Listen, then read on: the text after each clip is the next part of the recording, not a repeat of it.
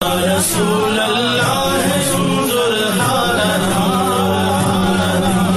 یا حبیب اللہ اسمع قالنا اننی فی بحر ہم مغرق.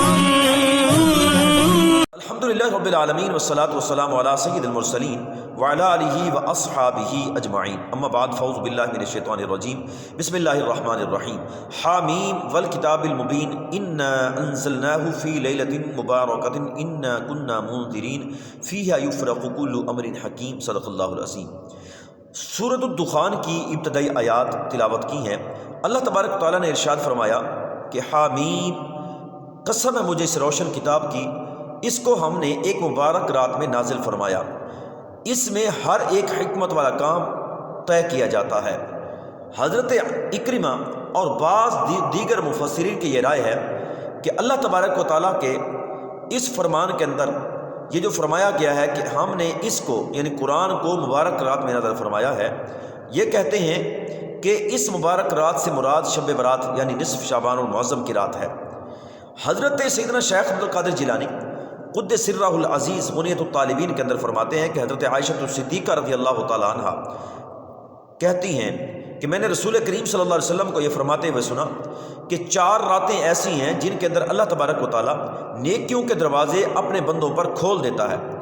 ان میں سے پہلی رات عید الفطر کی رات ہے، دوسری رات عید الاضحیٰ کی رات ہے، تیسری رات نصف شعبان المعظم کی رات ہے اور چوتھی رات عرفہ کی رات ہے. یہ 4 راتیں جو ہیں بڑی بابرکت رات ہیں حدیث کے مطابق. اور سرکار بغداد رضی اللہ تعالیٰ عنہ قدس سرہ العزیز آپ ارشاد فرماتے ہیں کہ جس طرح مسلمان زمین پر عید الفطر اور عید الاضحیٰ مناتے ہیں، اللہ کے فرشتے بھی آسمانوں پر عیدیں مناتے ہیں. ان کی عیدیں کون سی راتوں میں ہوتی ہیں اور کیا وہ دن میں منائی جاتی ہیں یا کہ رات میں منائی جاتی ہیں؟ آپ ارشاد فرماتے ہیں کہ ان کی عیدیں شعبان المعظم کی 15ویں رات اور شب قدر کی رات منائی جاتی ہیں، یعنی ان کے عیدیں رات کو منائی جاتی ہیں. چونکہ مسلمان دن کو سوتے ہیں، مسلمانوں کی عیدیں اس لیے دن میں منائی جاتی ہیں. اور آگے بیہقی شریف کے اندر ایک حدیث پاک ہے کہ نبی کریم صلی اللہ علیہ وسلم نے ارشاد فرمایا میرے پاس جبریل آئے اور حضرت جبریل علیہ السلام نے ارشاد فرمایا کہ آج کی رات 15 شعبان المعظم کی رات ہے. اس رات میں اللہ تبارک و تعالیٰ قبیلہ کلب کی بکریوں کے بالوں کی تعداد کے برابر اپنے بندوں کو دوزخ سے آزاد کرتا ہے. سبحان اللہ.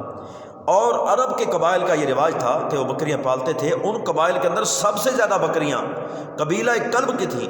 قبیلہ کلب کی بکریوں کی بالوں کی تعداد کے برابر اللہ تبارک و تعالیٰ دوزخ سے بندوں کو آزاد کرتا ہے.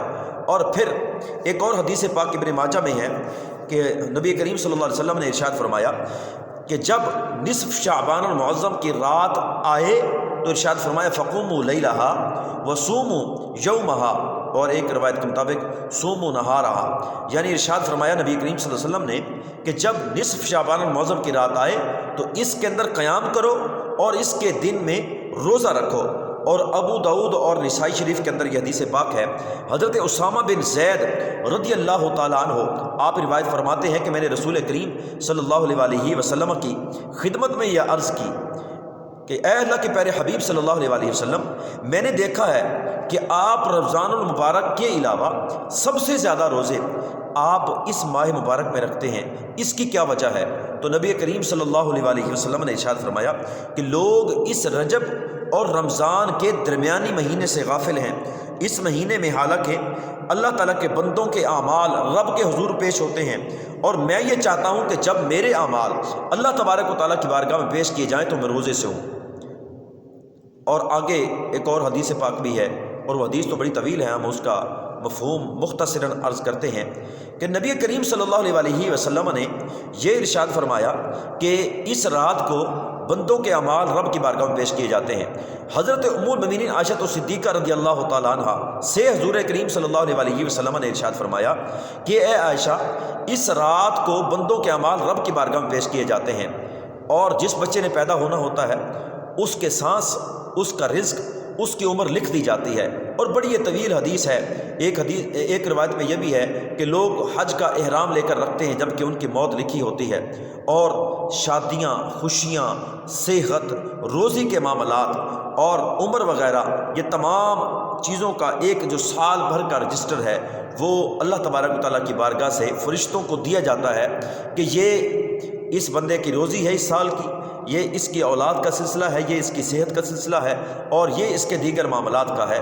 ایک رجسٹر جو ہے وہ اس رات کو ہمارا رب کی بارگاہ میں پیش کر دیا جائے گا اور فرشتوں کو ایک نیا رجسٹر دے دیا جائے گا۔ تو جب ہمارے اعمال حضور علیہ الصلوۃ والسلام کی حدیث کے مطابق رب کی بارگاہ میں پیش ہوں تو ایسا نہ ہو کہ ہم پٹاخے بجا رہے ہوں یا کسی غلط کام کے اندر ملوث ہوں یا کسی غلط صحبت میں بیٹھے ہوں۔ چاہیے کہ اس رات کو ہم اللہ تعالیٰ کی بارگاہ میں سر بسجود ہوں، تلاوت سے اپنے سینوں کو آباد کریں اور سجدوں کا نور حاصل کریں، مساجد کے اندر جائیں اور عبادت کریں، نوافل ادا کریں، کثرت کے ساتھ تسبیح کریں، ذکر کریں، تلاوت کریں اور رب کے حضور اپنے لیے بخشش مانگیں، حضور کی کل امت کی خیر مانگیں، خصوصاً اس وقت فلسطین کے مسلمان جو اس وقت ظلم و ستم کے شکار ہیں ان کے لیے خیر کی دعا مانگیں۔ اللہ تعالیٰ کی بارگاہ میں دعا ہے اللہ تبارک و تعالیٰ ہم سب کو اس نیک رات کی برکتیں نصیب فرمائے۔ وما علیہ الا